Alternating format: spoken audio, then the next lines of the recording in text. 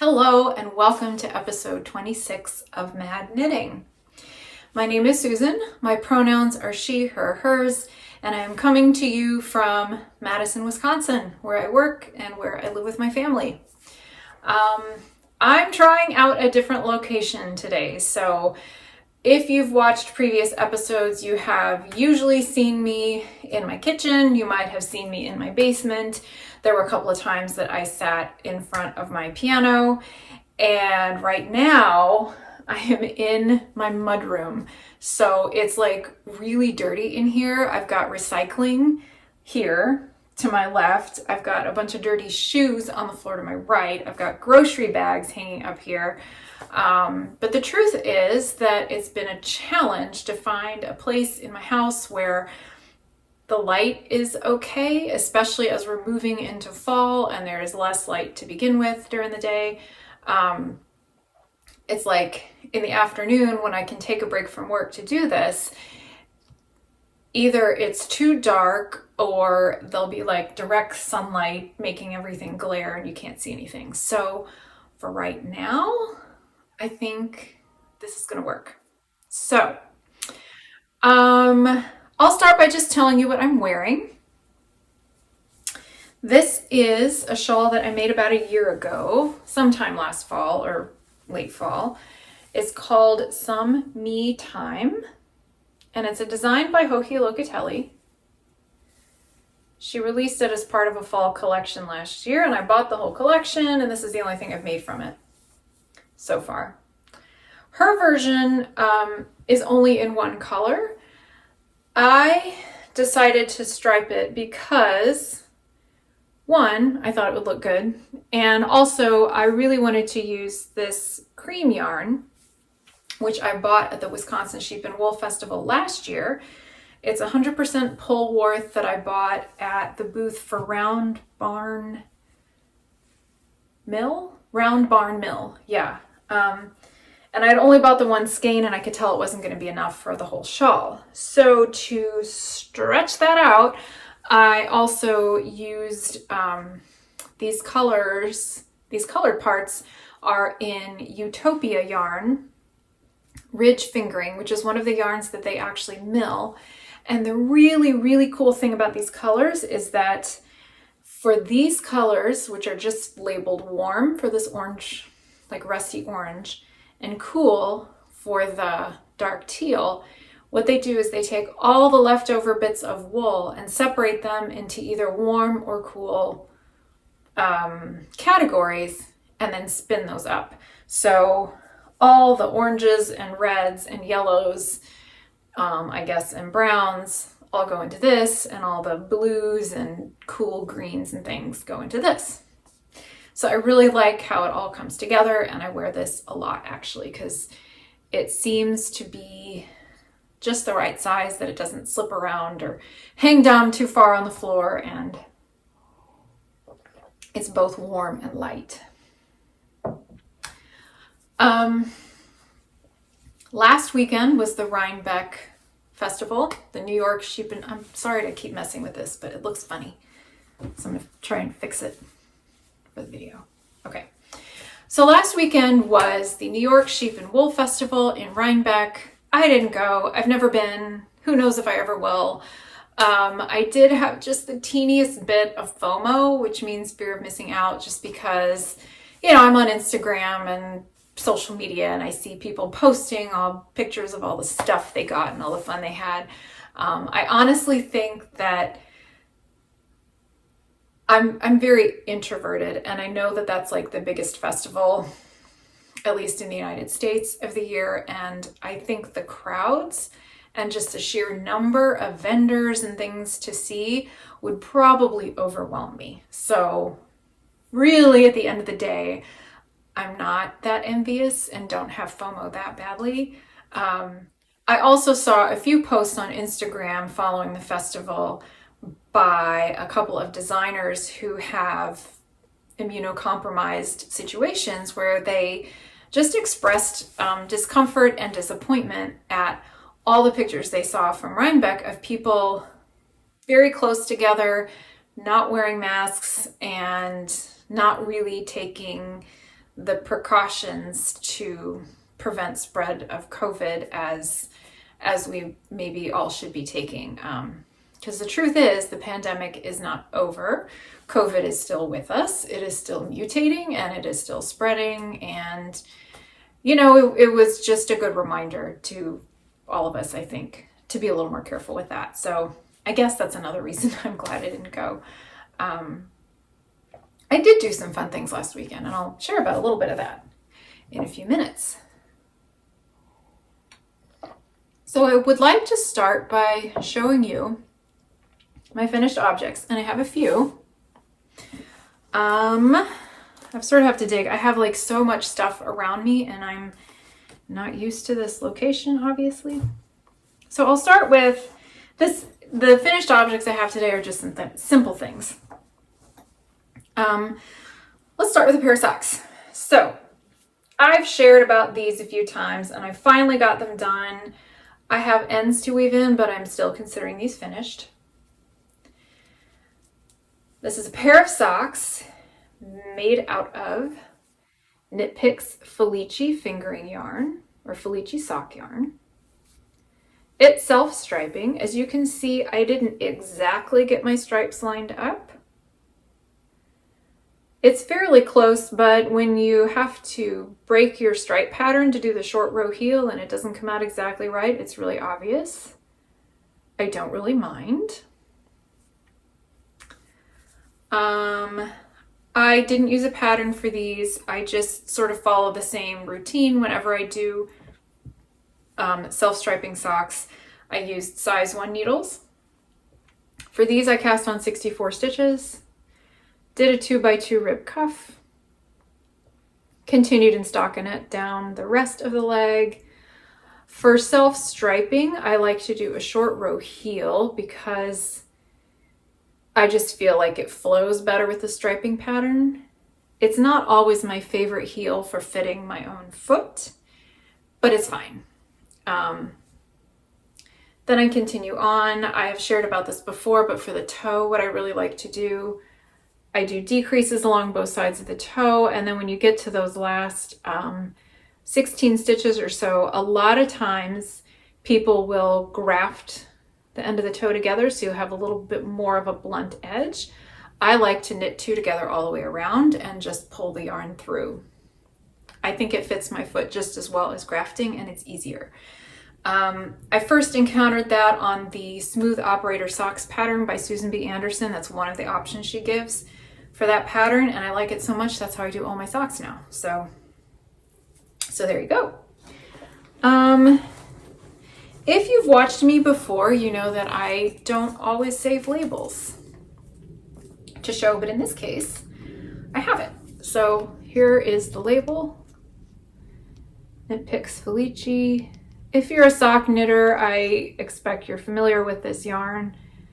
Knitpicks comes out with different colors of Felici every year. This is from 2021. The color is Red Rocks, and I really liked it. So I think they had a sale, so I got a bunch. And this is the last Felici yarn that I had in my stash that had not been knit yet.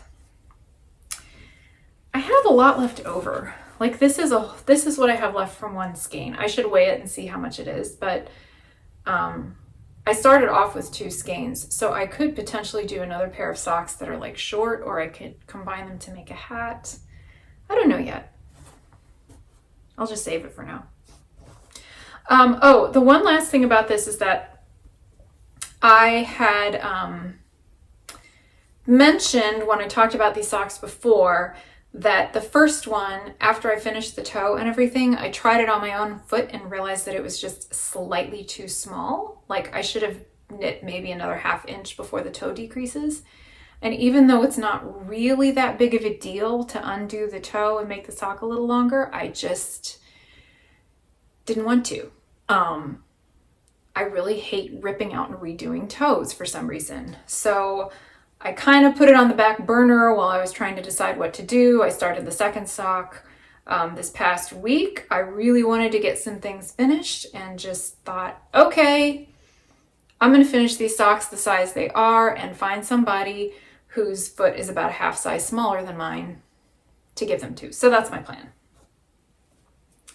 My second object is another pair of socks. These are the ones I've been designing. And I promised last time that I would have made some progress, and I did. So I finished knitting them. You can see the second sock still has ends to weave in, but I'm still considering them finished. I am very proud of what I've come up with. For me, it's very satisfying to have this line of ribbing run into the garter rib, which runs into the slip stitches for the heel. I really like this faux cable pattern. I like the ribbing that goes all the way down the top of the foot. I think that helps make a nice fit. And it looks nice without being too fussy to knit. I have written the pattern up to the toe decreases for this size and stitch count. So I've got a little work to do before I'm ready to find a tech editor or anything like that. But yeah, I'm happy with the progress so far. I have mentioned before, but this is not yarn that is commercially available. I bought it a long time ago. It was bear yarn that I bought from a website that I think is defunct now. And I dyed it with food dyes. And true to form, I didn't save the label, or at least the label got lost somewhere along the way. So I don't even know the exact yardage or fiber content of these socks. I know that it's washable, but I don't know if there's nylon in it, and I don't know how many yards there were per, I think it was 250 gram skeins, and I don't know how many yards there were, which is fine for a pair of socks that I'm just gonna make and wear myself, is not so great for anything that I wanna design. So if I wanna include things like yardage and, I mean, I can measure it for gauge, but fiber content, then I have to use something that you can actually find and buy yourself, or at least compare it to. So I have some more yarn queued up for, I'm gonna sort of test the pattern, make sure that it makes sense to me, and see how it looks in a commercially available yarn. So I went to Knitcircus online shop. They are local to me in Madison, although they no longer have a retail store. So what you can do is order, if you live here, you can order online and then put a note in there for curbside pickup, and they'll refund you your shipping, because obviously they're not mailing it. So I got a skein of Greatest of Ease, which is a pretty basic sock base. It's 80% merino, 20% nylon, and this is the color Mermaid's Tail. I picked it because, I mean, light purple is not usually what I go for, but I wanted to pick something from their semi-solid colors because I want that stitch pattern to show up, and I also wanted something that wasn't too dark for the same reason. That orange yarn, it's not even that dark, but for some reason the stitches aren't showing up quite as much as I would like. So I'm going to see how it works on this lighter color. And it's a pretty smooth base, I think. So I don't know exactly when I'll get to that because I have enough works in progress. I need to finish some things, but that's what's next for that. Because I would like to write this pattern for a range of sizes and also yarn weights, I also decided to pick up a rather luxurious skein, also from Knitcircus, in DK weight. So this is their Daring yarn. It's merino and nylon with a little bit of cashmere, and it's DK weight.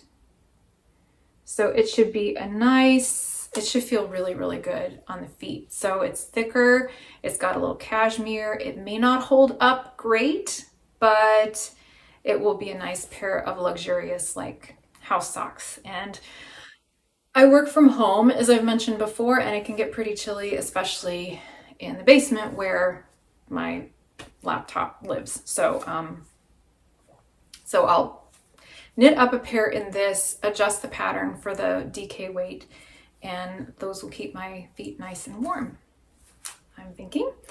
The color is called In a Pickle, and it's again from their semi-solid line. Yeah. So I have some work ahead of me on this, but it's nice to have finished a pair and made some progress, and, you know, don't know about the timeline, but I do have a plan for moving forward. My last finished object is a hat. I had started this the last time. The thing about shawls is that you're always messing with them, and I don't want to do that. Don't want to be distracting. So this is the PokaPoka hat that I had started last time.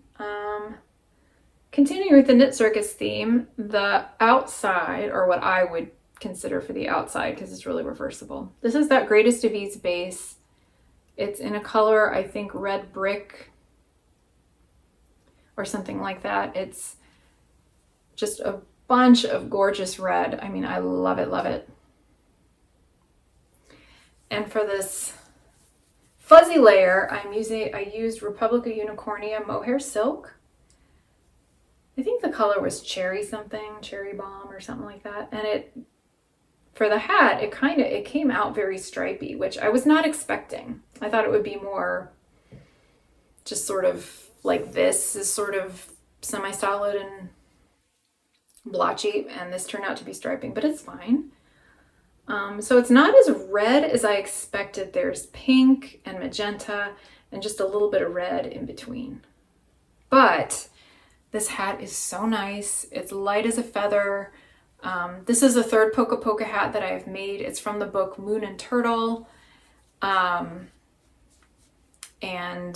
I've talked about these before, but I'm not keeping this. This is for somebody who is admiring. Here I am in my mudroom here. It's at my feet with all my other stuff. So this is the one that I wear. I made this last year and I wear it all the time with gray on the outside and bright orange on the inside. But I had to meet someone to do something outside for work, and she was cold, and I let her borrow this hat because I was not cold, and she just loved how warm it was and how soft it was. And so I was inspired to make another one, and I think I will give it to her. So this is a gift, and it's my third PokaPoka, and it is not my last because I love this pattern. It's fun to make, and it's just so light and warm and easy to wear. So that is all my finished objects. So now I will go into works in progress, and I think I will start with another hat. This is really basic. It's a 1x1 beanie.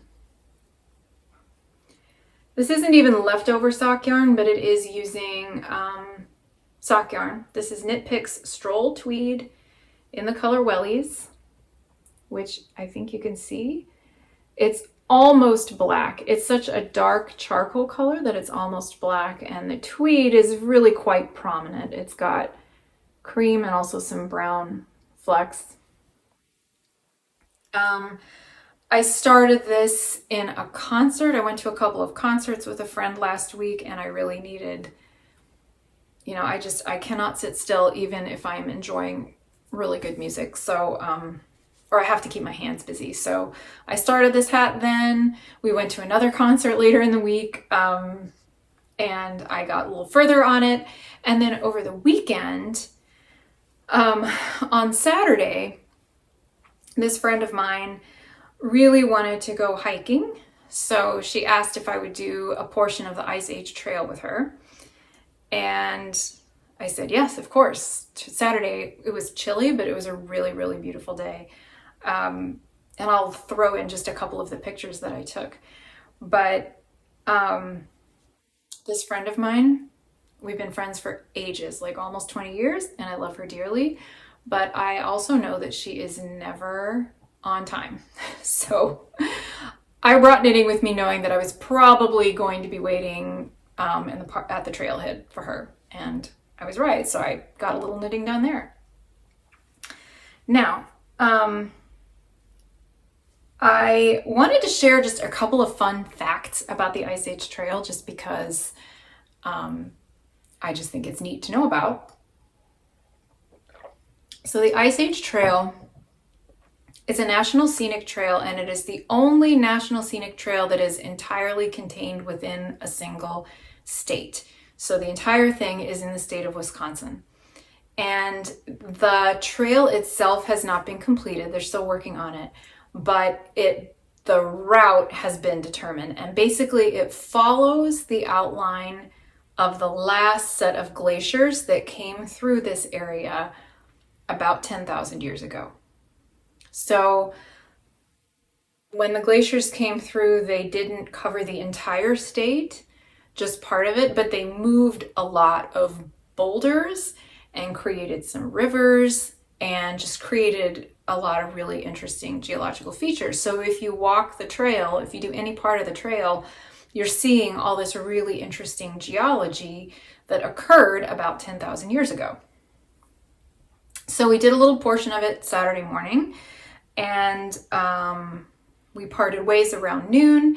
And when I was on my way home, I decided that I didn't want to be quite done hiking yet. So I stopped at another small spur that is west of Madison and not nearly as crowded as the area we went. And I took my knitting with me, and I thought that I would try to knit and hike at the same time. Obviously not hiking fast, just to see if I could do it. I didn't get too far before the ball of yarn, which was skeined up at the time, like a big tangled glob came out of the middle, and I didn't really feel like stopping on the trail to untangle it. So I just shoved it back in my bag and finished the hike without knitting, but it was kind of fun to see if I could do it. So anyway, so this is just a take along project for me. I do have a second ball of wellies, but I don't know how far I'll get before I just decide to do the crown. Like with socks, when I do these beanies, I don't use a pattern. I cast on, I don't even remember if it was 140 stitches or 136. But I always cast on about that number with a size 3 needle and just do knit 1, purl 1 all the way around until I decide it's tall enough. And then I do a 4-point decrease for the crown. So that's my first work in progress.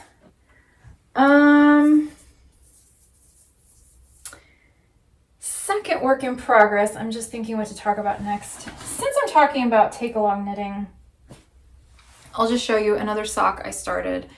I was eager to finish those socks that had been lingering so long so that I could start a new pair. I've discovered that I don't mind having a lot of works in progress as long as I don't have too many that are the same kind.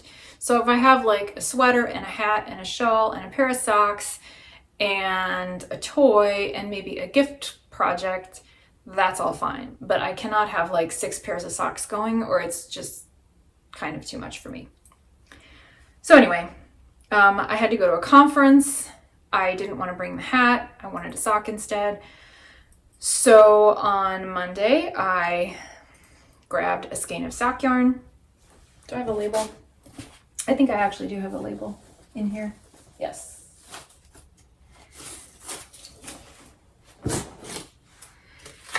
This is, I got this on sale from Webs. Can't even remember the brand, but this is the label. And the reason I wanted to try it is because there's a little bit of yak in the blend. And it's called Color Block, and you can see why, because it's coming out in these wide stripes that are about 1 inch long, and you can see how heathery it is. And I think that's the yak content, at least in part. Because yak, from what I understand, is sort of a brownish color in its natural undyed state. So anything you dye that has yak in it, it's going to be a little muted or, you know, have that heathery quality. So here's the whole ball. There's quite a bit in a ball. And you can see some of the colors, it's like they barber poled or something. I'm not sure. So there's sort of a lot going on. So it's perfect take along knitting because, again, I use size 1 needles, cast on 64 stitches, 2x2 cuff, and then I'm just doing plain stockinette going down the leg. And I think I will probably do a short row heel on these as well, so that I don't get like weird interruption of the stripes or weird like, because if you do a gusset and then you pick up the stitches, then everything's really wonky just right around the heel, and I'd rather avoid that. So I think I'll probably do short row on this, but I haven't even decided. So that's all there really is to say about that work in progress. Next thing I'll show you is I have these sweaters going for my nieces. I was kind of hoping that I would have the whole body done for both of them before I did another video. That hasn't happened because I keep getting sidetracked with other things, but I'm at the armhole split for both. So this is the Hide and Seek sweater by Dani Sunshine. I have two nieces in Virginia, and I wish I could see them more, but I can't, so I make them stuff.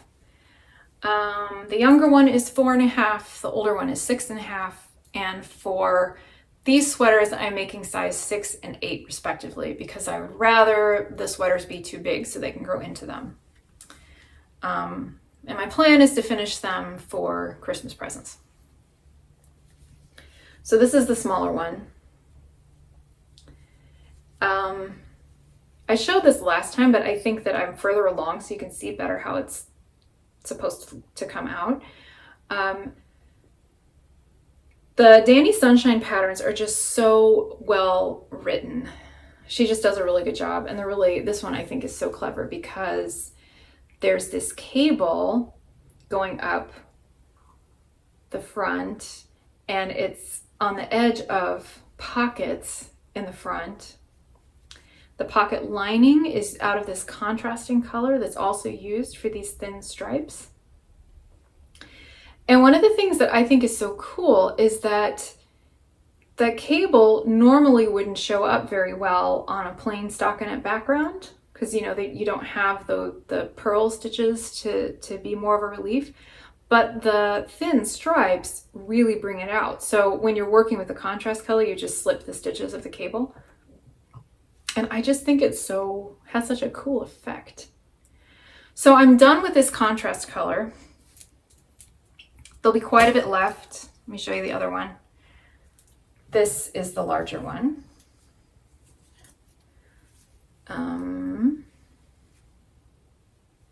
So for the rest of the sweater, I'll be using the main color to finish up the top. It's got a drop sleeve. I think it's pretty straightforward from here on out. I haven't actually looked ahead in the pattern because I haven't worked on this in several days. But because I'm going to have so much left of the lighter contrast colors, I thought it would be fun to make colorwork hats to send along with the sweaters. So they won't totally coordinate because I don't know how much of the main color I'll have left. Like, I don't know if there will actually be enough for a whole hat. There might, I just don't know.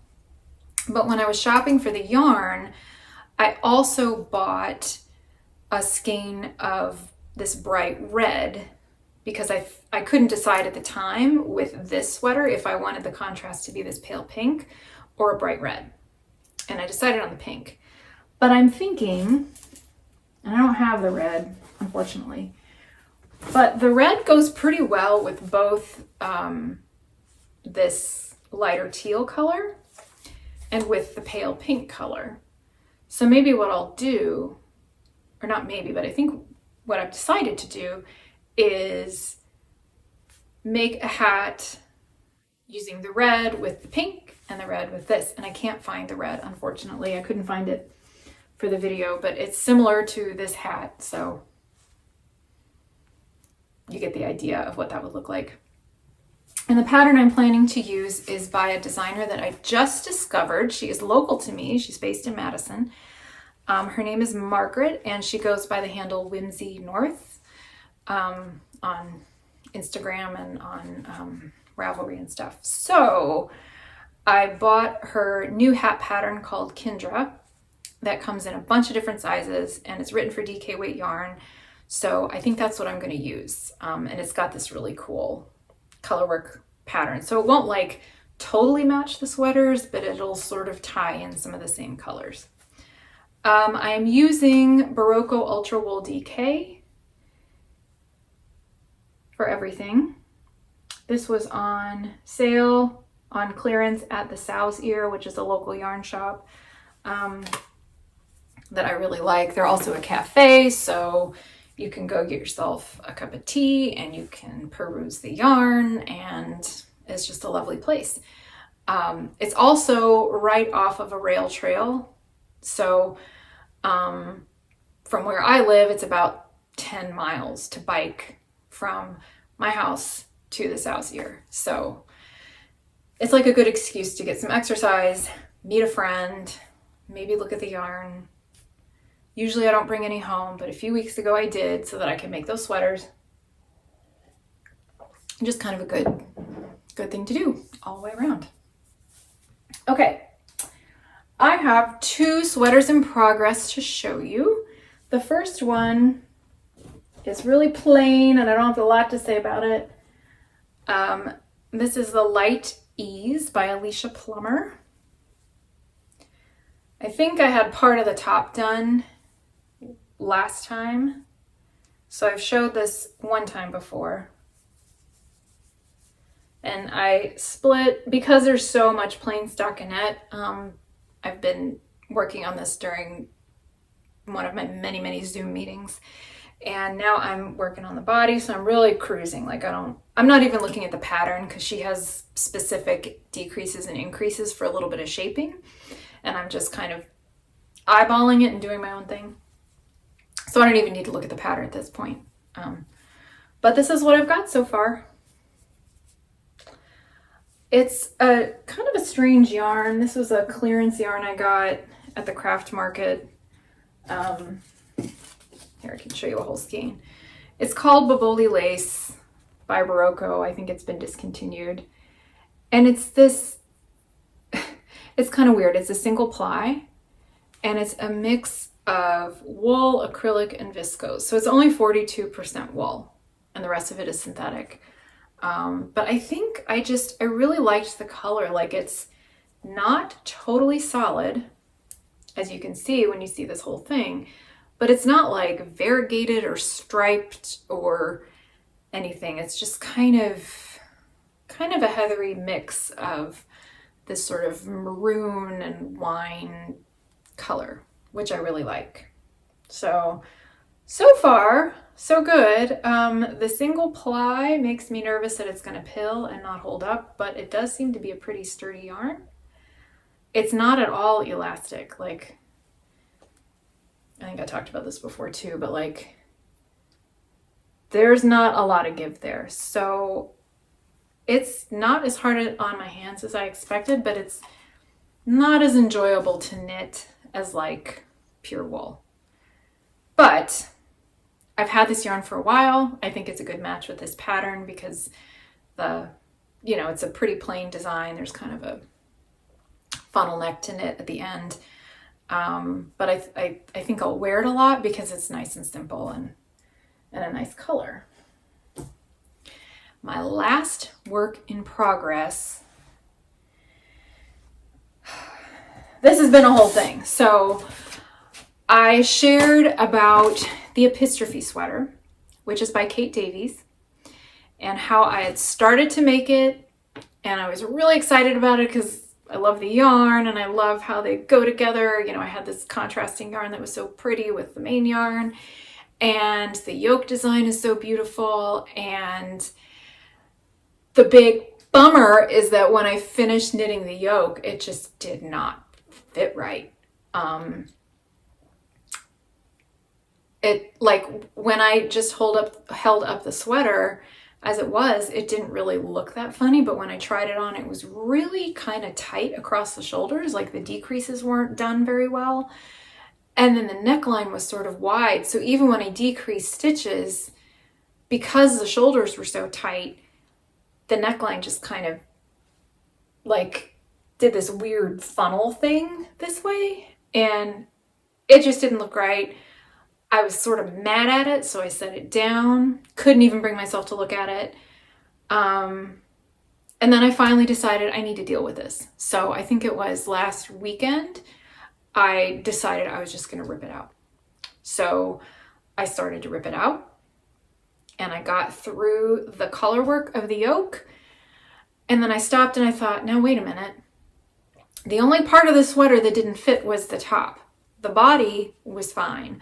Why would I rip out that whole body section if it fits, when I know that I like these yarns together and I would really prefer to use them in a colorwork design?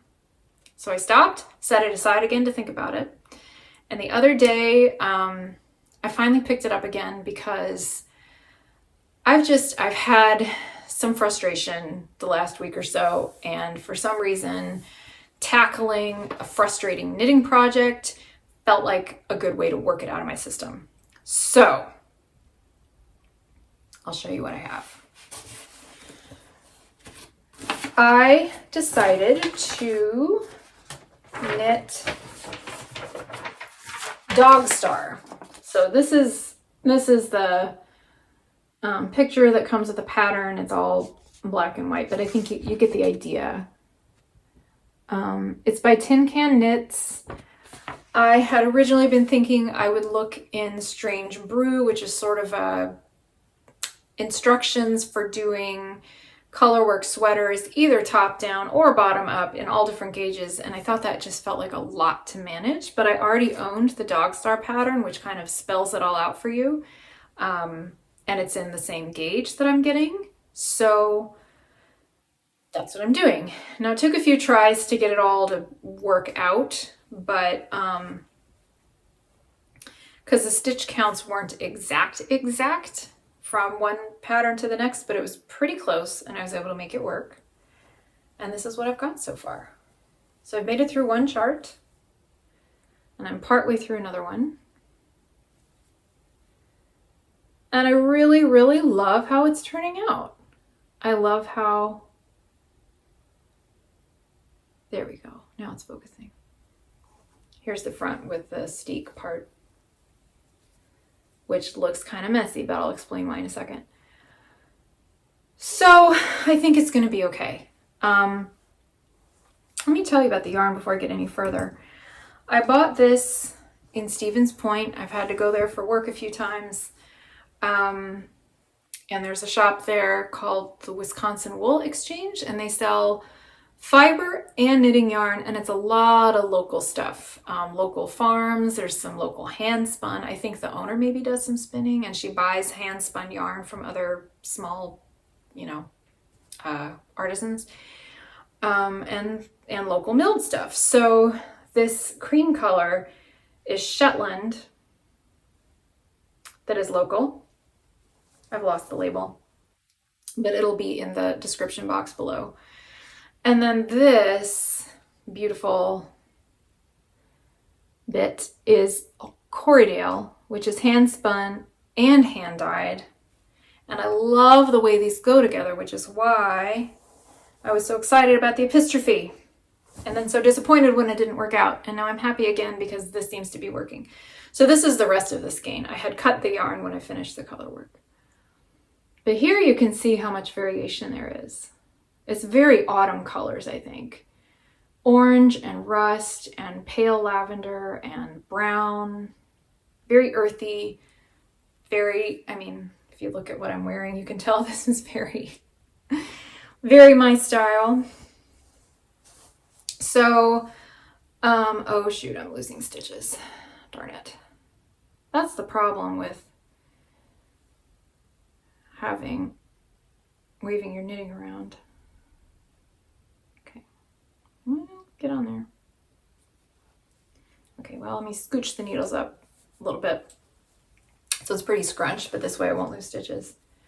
So one thing I did when I ripped it out is I actually figured out what the middle stitch was on in the front, and I unraveled it all the way to almost the bottom.